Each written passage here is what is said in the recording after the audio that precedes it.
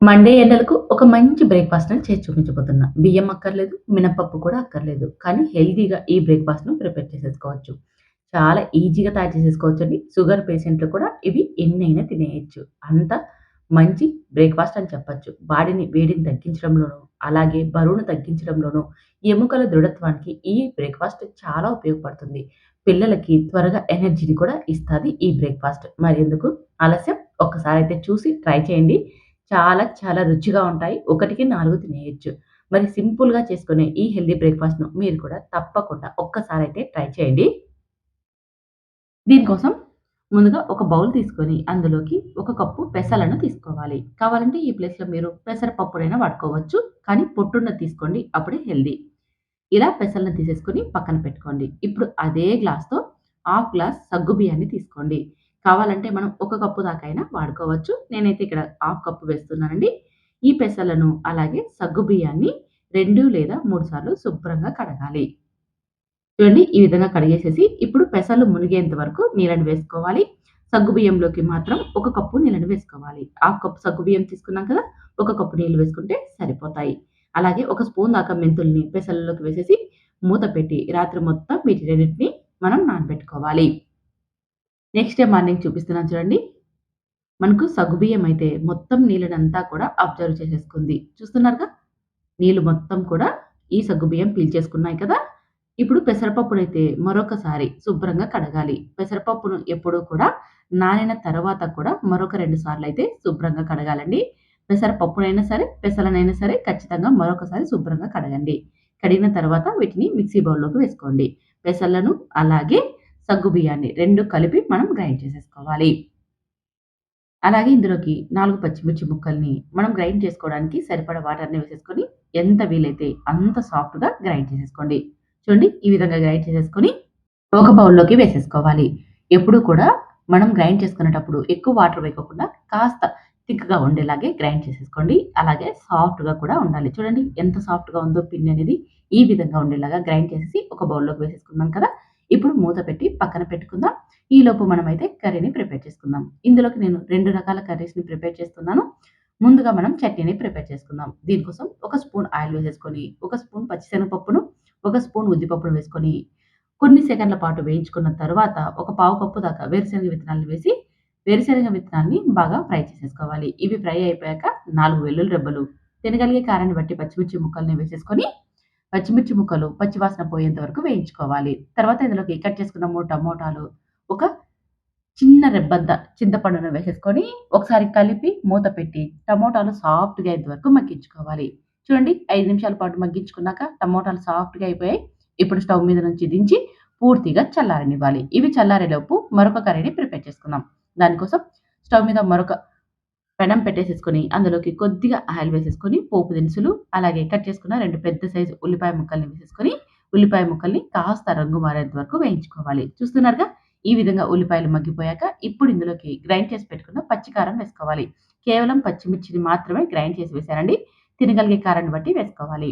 అలాగే ఒక పావు టీ స్పూన్ దాకా పసుపును, రుచికి సరిపడా ఉప్పును వేసేసుకొని, ఈ పచ్చి కారాన్ని పచ్చి వాసన పోయేంత వరకు 5 నిమిషాల పాటు లో ఫ్లేమ్‌లో వేయించుకున్నామంటే సరిపోతుంది.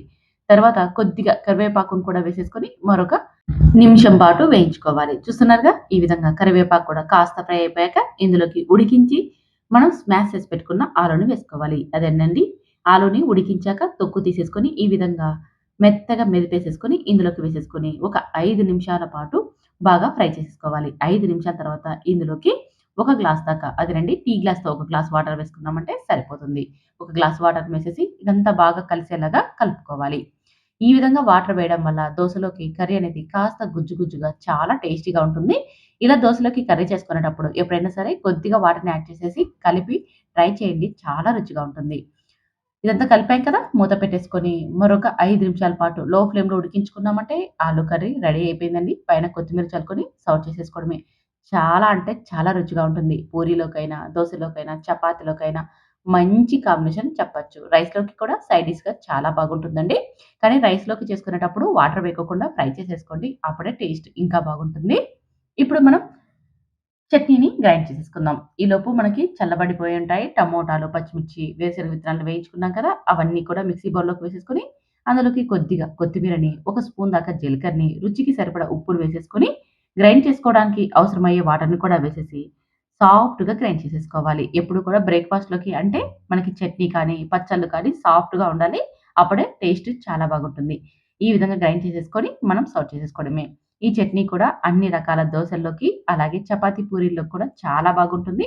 రైస్‌లోకి గ్రైండ్ చేసుకునేటప్పుడు కాస్త పలుకులుగా ఉండేలాగా గ్రైండ్ చేసుకోండి. మరి దోసనైతే వేసేసుకుందామా? ఇంకా రెడీ అయిపోయాయి గదా! కర్రీస్ అయితే.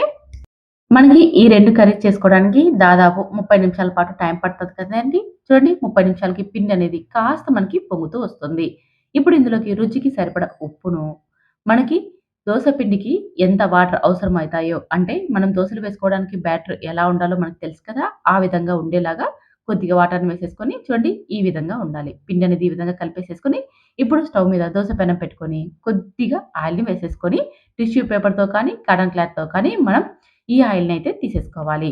మనకి ఆయిల్ అనేది పెనానికి ఉందనుకోండి దోస వేసేటప్పుడు, దోస అనేది పెనంకి కాకోకుండా గరిటెకి అతుక్కొని వెనక్కి వచ్చేస్తుంది. అందుకని ఎప్పుడూ కూడా ఆయిల్ వేసేసి మనం టిష్యూ పేపర్‌తో కానీ, కాటన్ క్లాత్‌తో కానీ క్లీన్ చేసేసుకొని తర్వాత దోసను వేసుకున్నామంటే దోసలనేది మనకి పర్ఫెక్ట్‌గా వస్తాయి. చూడండి ఇప్పుడు దోస బాగా కాస్త ఫ్రై అయిపోయిన తర్వాత కొద్దిగా ఆయిల్ అప్లై చేసేసుకొని దోసను మరో సైడ్‌కి టర్న్ చేసేసుకోవచ్చు. లేదంటే ఇలాగే దోసను తీసేసుకొని మనం సర్వ్ చేసేసుకోవచ్చు. చాలా అంటే చాలా ఈజీగా దోసలు మనకి పెనం నుంచి వచ్చేస్తాయి. చూస్తున్నారుగా ఎంత బాగా ఉన్నాయో దోసలు. ఇందులోకి మనం ఉద్దిపప్పు వేయలేదు, బియ్యం కూడా వేయలేదు.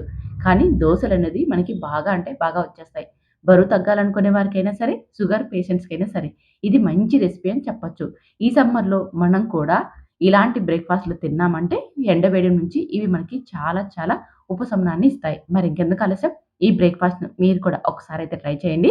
ఇలా మనం కావాలంటే దోసను ప్లెయిన్‌గా వేసేసుకోవచ్చు. లేదా మిడిల్‌లో ఆలు కర్రీని పెట్టి స్టఫ్ చేసేసుకోవచ్చు. పిల్లలకి ఎలా నచ్చితే అలా దోసలు వేసి ఇచ్చేయడమే. ఇలాంటి దోసలు పిల్లలు కూడా ఒకటికి 2 తింటారండి. టేస్ట్ చాలా బాగున్నాయి. తప్పకుండా మీరైతే ఒక్కసారి ట్రై చేయండి. తర్వాత టేస్ట్ ఎలా వచ్చాయో, అలాగే నేను చెప్పిన విధానం మీకు నచ్చింటే లైక్ చేసి మన ఛానెల్‌ని ఫాలో అవ్వండి. అలాగే ఈ వీడియోని మీ ఫ్రెండ్స్, ఫ్యామిలీ మెంబర్‌కి కూడా షేర్ చేయండి.